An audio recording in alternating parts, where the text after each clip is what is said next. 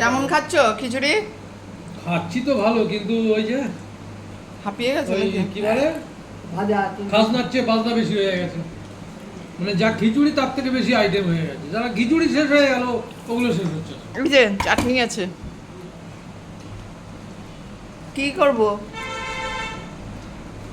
আগের দিন খুব নর্মাল খাইয়ে দিয়েছি, আজকে একটু খাইয়ে দিলাম, তাও তো ভুলে যাও ভাই, তাও তো ভুলে যাও, বলবে কবে খাইয়েছি দেখো। এখন অবশ্য একটু কম ভুলে, পুরো রেকর্ড করা থাকে তো,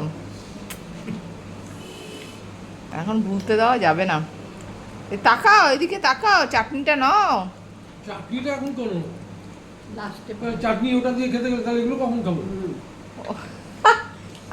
আমার যেমন আমাদের বাড়িতে খিচুড়ি হলে চাটনিটা মেন, মানে খিচুড়ি আগে আগে চাটনি করতে হবে, তবে খিচুড়ি করতে হবে। আগে ভেবে নিতে হবে টমেটোর চাটনি সরঞ্জাম আছে, তাহলে খিচুড়ি করা যাবে, নয়তো খিচুড়ি করলে আমার ছেলেরা খাবে না। চাটনি আর কিচ্ছু লাগবে না, খিচুড়ি, পাঁপড় ভাজা, ডিম ভাজা তো হয়ে গেল, যেটা ভাজা হলো হলো, কিন্তু চাটনি মাস্ট।